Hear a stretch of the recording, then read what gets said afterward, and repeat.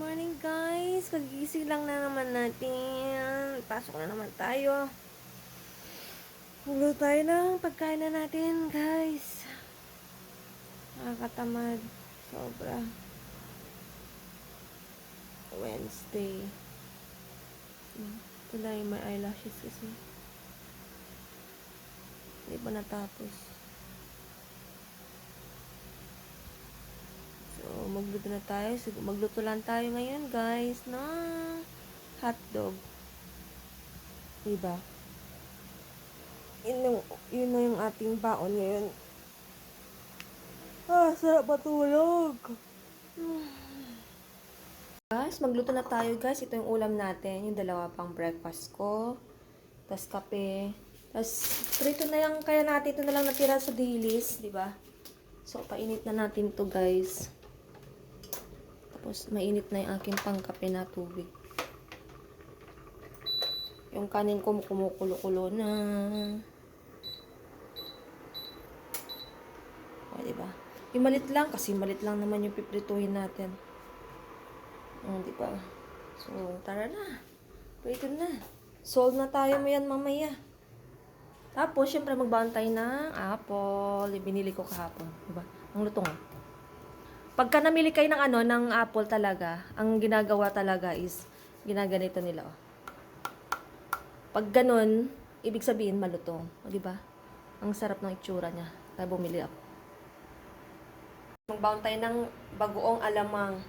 Kasi hindi naman tagmangga kasi ngayon. So, ang gagawin natin, apple. Hugasan ko na.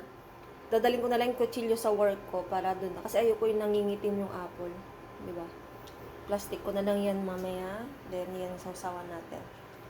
Yun ang lunch natin mamaya. So, pinapainit ko na yung mantika, guys. Use oil yung gamit ko.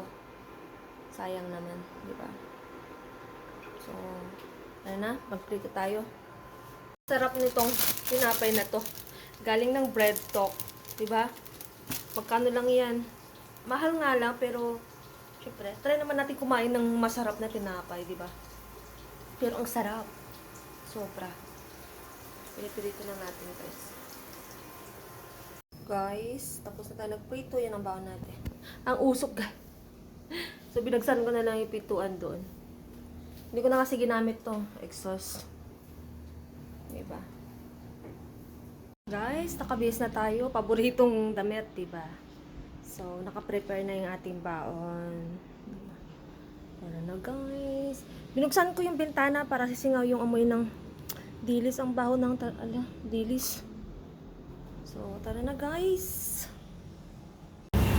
Guys, nandito na tayo sa Prismo Residence.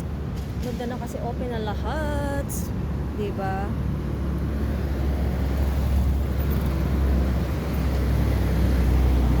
From DMCI Homes. Ito na Prismo.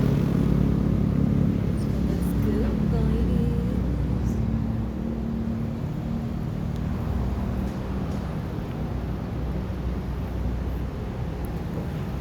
Tapos na rin yung building na yan. Tapos na lahat. Guys, nandito na tayo sa bahay guys. So, diba? Nilagay ko na yung aking Christmas light at ang aking munting tahanan. So cute. Diba? Munting-munting nating tahanan. So, ayan siya guys. May lalagay pa akong sa may sa may paso-paso niya. Pero, tsaka na, tinabad ako ngayon. Pagod tayo kasi 12 hours yung duty natin.